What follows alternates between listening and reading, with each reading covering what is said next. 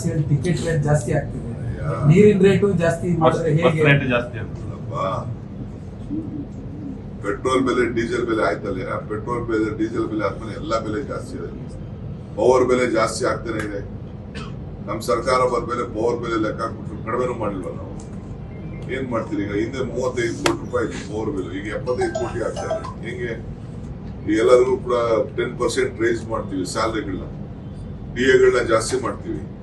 ಏನಿಲ್ಲದ ಹಂಗೆ ಎಷ್ಟು ದಿನ ಫ್ರೀಯಾಗಿ ನಡ್ಸಕ್ ಆಗ್ತಾ ಇಲ್ಲ.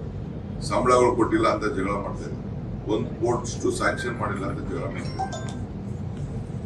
ಓಕೆ ಸರ್, ಈಗ ಸರ್ ಬಿಬಿಎಂಪಿ ಮಾದರಿಯಲ್ಲಿ OTS ಏನೋ ಕೊಡ್ತೀರಾ ಸರ್ ಬ್ಯಾಲೆನ್ಸ್ ಗಳಿಗೆ? ಅದು ಮಾಡ್ತಾ ಇದೀವಿ. ಅದು ಬ್ಯಾಲೆನ್ಸ್ ಕೊಡೋರಿಗೆ ಅದಕ್ಕೂ ಕೂಡ ಒನ್ ಟೈಮ್ ಸೆಟಲ್ಮೆಂಟ್ ಅಂತ ಎಲ್ಲರಿಗೂ ತರಬೇಕು ಅಂತ ಮ್ಯಾಪ್ ಇದಕ್ಕೆ ದಾಖಲೆಗೆ ತರಬೇಕು ಅಂತ ಒಂದು ಪ್ರಪೋಸಲ್ ಕೊಡಿ ಅಂತ ಹೇಳಿದ್ವಿ. ಎಷ್ಟಿದೆ ಸರ್ ಬ್ಯಾಲೆನ್ಸ್? ಇದೆ, ಸುಮಾರಿದೆ ಸರ್.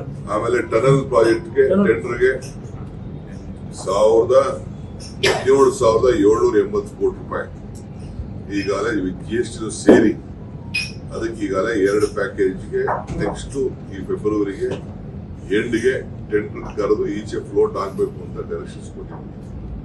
ಸೊ ಒಂದು 3 ವರ್ಷದಲ್ಲಿ ಅದು ಮುಗಿಬೇಕು ಅನ್ನೋದು ಹೇಳಿದ್ದೀನಿ, ಡೈರೆಕ್ಷನ್ಸ್ ಕೊಟ್ಟಿದ್ದೀನಿ.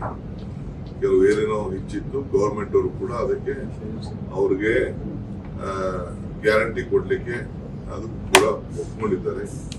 ನಾವು BBMP ಅವರು ಕೂಡ ಸ್ವಲ್ಪ ಹಣ ಹಾಕ್ತಾರೆ, ಮಿಕ್ಕಿದ್ದು ಸರ್ಕಾರದ ಗ್ಯಾರಂಟಿ ಕೇಳಿದ್ದೀವಿ. ಸೊ ಅದು ಕೂಡ ಫಸ್ಟ್ ಲೆಂತ್ ಮಾಡಕ್ಕೆ ಈಗಾಗಲೇ ತೀರ್ಮಾನ ಆಗಿದೆ. ಸೊ ಅದಕ್ಕೆ ಟೆಂಡರ್ ಲಾಸ್ಟ್ ಡೇಟ್ ನಾನು ಲೇಟ್ ಮಾಡಕ್ ಹೋಗ್ಬೇಡಿ, ಏನೇನು ಮಿಸ್ಟೇಕ್ಸ್ ಇದೆ ಅದೆಲ್ಲ ಕರೆಕ್ಷನ್ ಮಾಡಬೇಕು ಅಂತ ಹೇಳಿದ್ವಿ. ಯಾವ ಬ್ಯಾಂಕ್ ಇದೆ ಸರ್ ಸಾಲ ಕೊಡೋದಕ್ಕೆ? ಯಾವ ಬ್ಯಾಂಕ್? ಸರ್ಕಾರ ಗ್ಯಾರಂಟಿ, ಅದಕ್ಕೆ ನಾವು ಕರೆದಿದ್ದೀವಿ, ಯಾರು ಬೇಕಾದ್ರೂ ಕೊಡಿ ಅಂತ.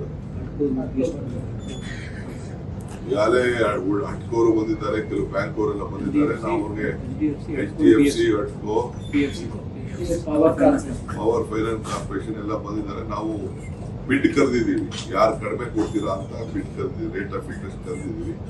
ನಿಮ್ಮಲ್ಲೂ ಯಾರು ಬ್ಯಾಂಕ್ ಕರೆಸಿದ್ರೆ ನೀವು ಅಷ್ಟೇ.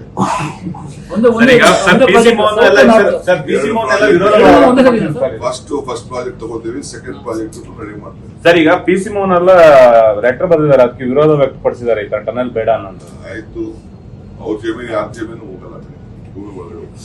ಸರ್, ಇದ್ರ ಪ್ಯಾಲೇಸ್ ಲೋಡ್ ಬರುತ್ತಾ ಸರ್? ಇದರಲ್ಲಿ ಪ್ಯಾಲೇಸ್ ಲೋಡ್ ಕೂಡ ಇನ್ಕ್ಲೂಡ್ ಆಗುತ್ತಾ?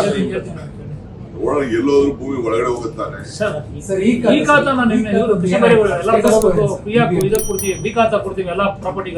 ಅದನ್ನು ನಾನು ನಿಮ್ಗೆ ತಿಳಿಸ್ತೀನಿ. ಒಂದು ದೊಡ್ಡ ರೆವಲ್ಯೂಷನ್ ಇಡೀ ದೇಶದಲ್ಲಿ ಎಲ್ಲೂ ಇಲ್ಲದೆ ಹೋದಂತ ಒಂದು ವ್ಯವಸ್ಥೆ ಖಾತಾ ವಿಚಾರದಲ್ಲಿ ಬೆಂಗಳೂರು ನಗರದಲ್ಲಿ ನಾವು ಮಾಡಿದೀವಿ. ಇದನ್ನ ಇವತ್ತು ಮಾತಾಡಲ್ಲ ನಾನು. ನೆಕ್ಸ್ಟ್ ವೀಕ್ ಅದ್ರ ಬಗ್ಗೆ ಪ್ರೆಸ್ ಕಾನ್ಫರೆನ್ಸ್ ಮಾಡ್ತೀನಿ. ಸರ್, ಲಾಸ್ಟ್ ಮೈಕ್ರೋ ಫೈನಾನ್ಸ್ ಹೊಸ ಕಾನೂನನ್ನ ಜಾರಿ ಮಾಡಕ್ ಹೋಗ್ತಿದ್ದೀವಿ ಸರ್. ಏನ್ ಕಾನೂನು, ಇದರಿಂದ ಏನ್ ಅನುಕೂಲ ಆಗುತ್ತೆ ಸಾರ್ವಜನಿಕರಿಗೆ?